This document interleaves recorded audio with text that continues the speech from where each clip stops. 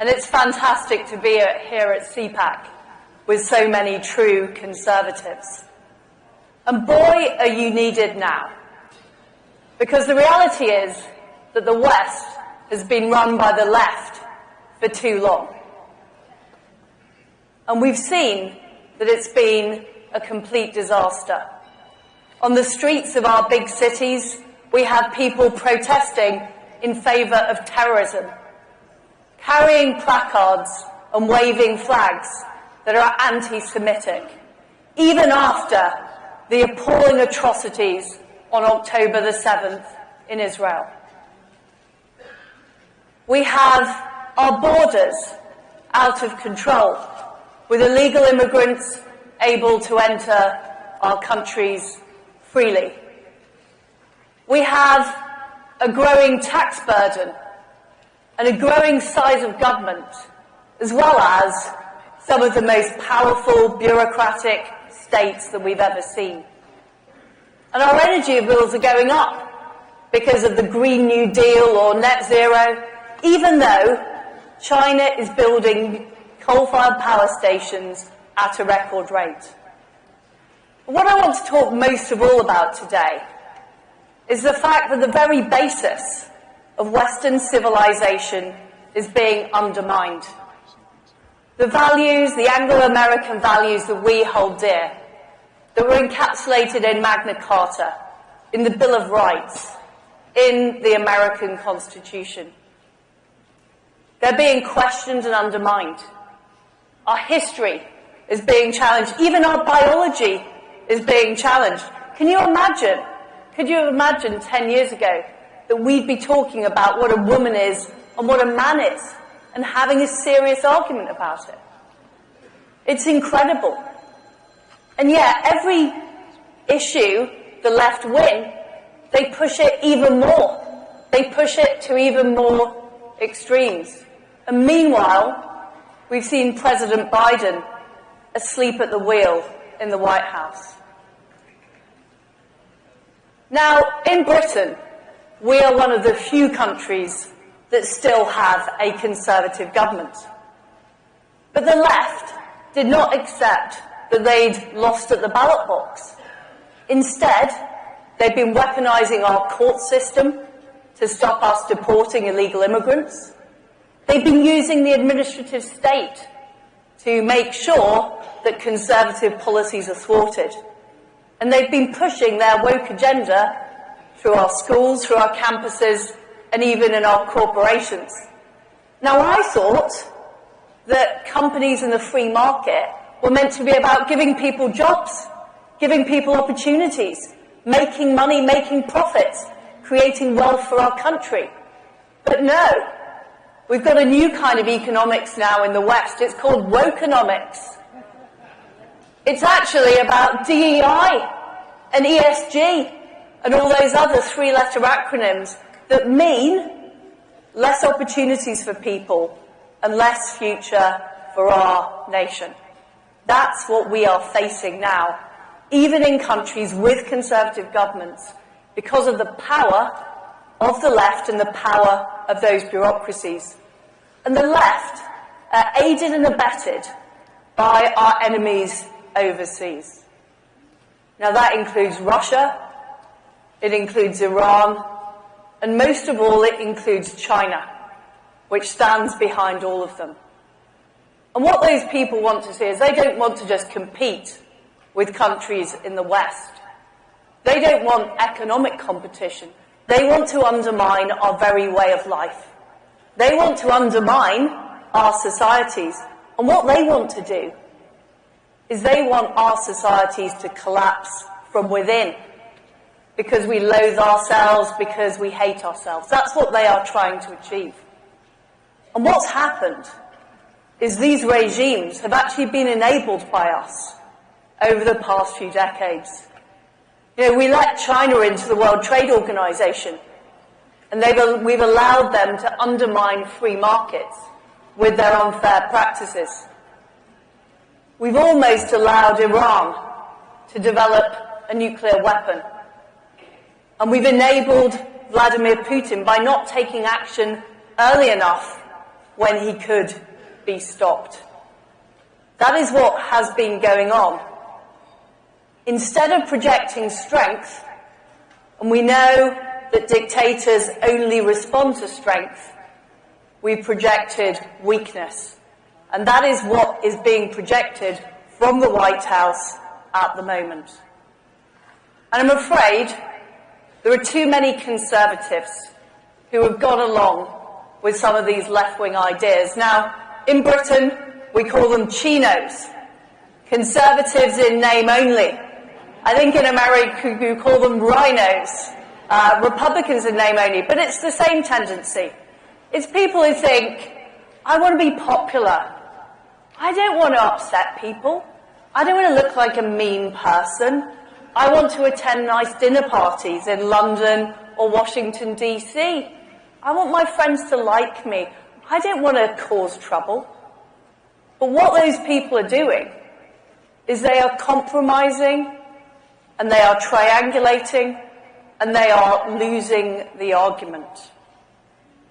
And I've got a message for them. You can't triangulate with terrorists. You can't compromise with communists. You have to fight for what you believe in. You have to fight for the conservative values. You have to fight for the conservative values that you hold dear. And I am prepared to do that. I will fight, even if it's not popular, even if people say they don't like it, because I know it's right. Individual liberty, families and people making decisions, not the government, freedom and free enterprise and capitalism. And most of all, the fact that our countries, the United Kingdom and the United States, are exceptional. We are great nations.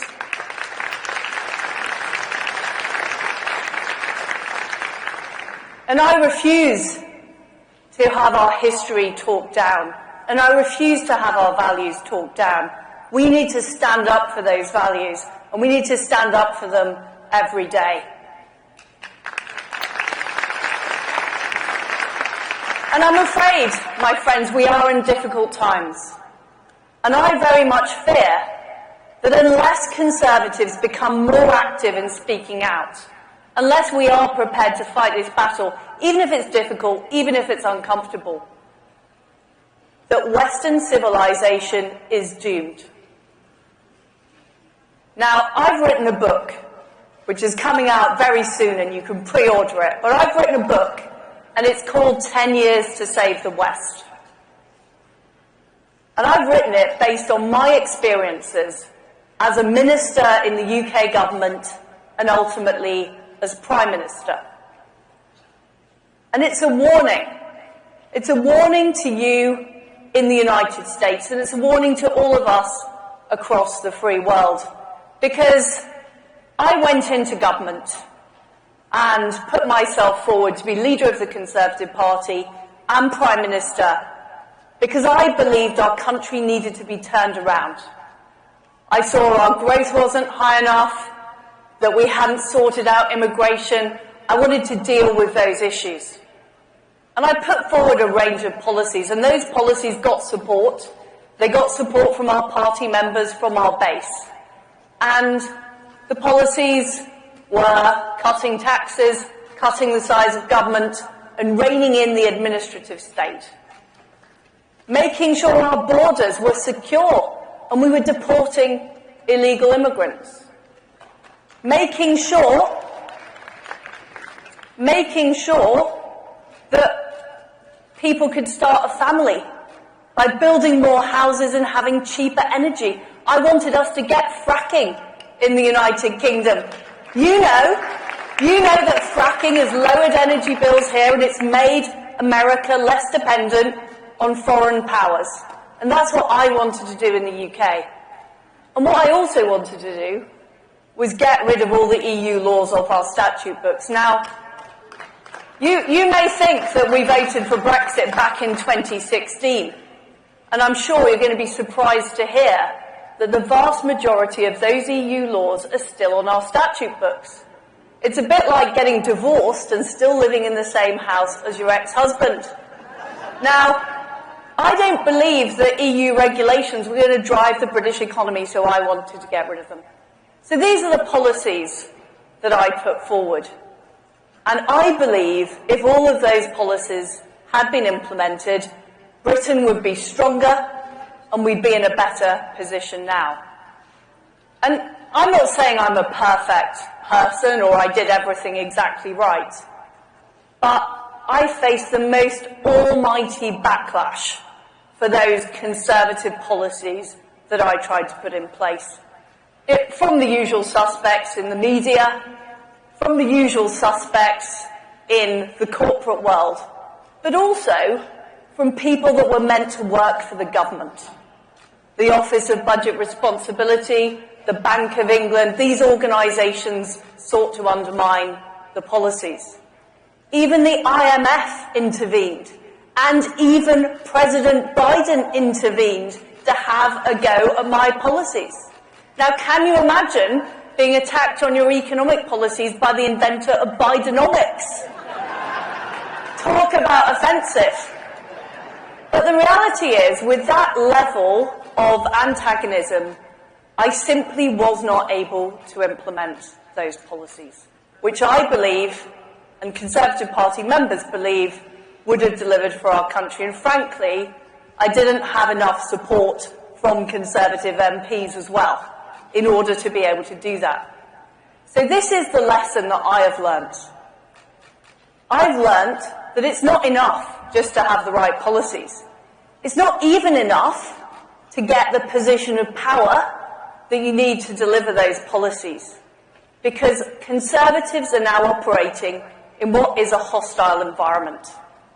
And we essentially need a bigger bazooka in order to be able to deliver. And I think we have got to challenge the institutions themselves. We've got to challenge the system itself. And we've got to be prepared to take that on as Conservatives.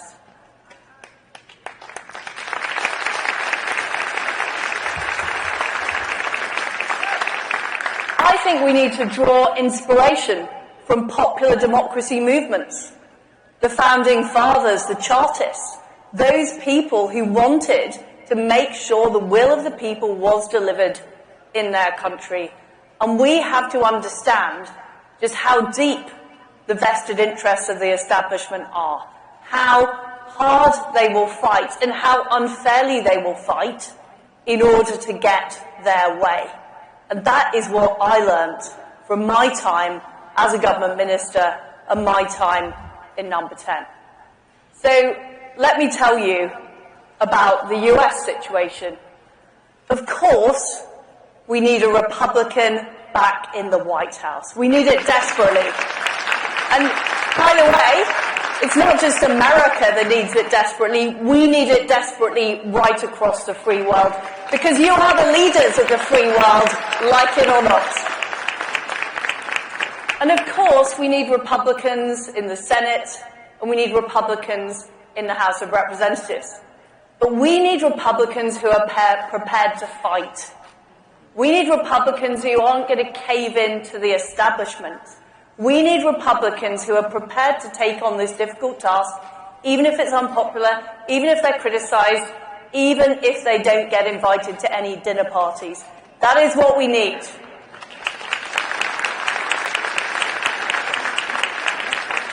Because that is the way that we will ensure that Republicans are in power as well as being in office.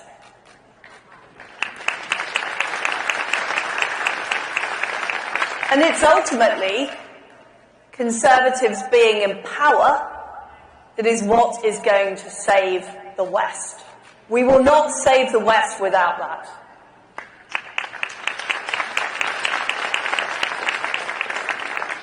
So, my friends, it's fantastic to be here and get the injection, the fresh injection of Conservative energy. We need it. We need it very much in Europe. We need it very much in the United Kingdom. And let me tell you, we have 10 years to save the West. Let's get to it now. Thank you. Thank you. Thank you.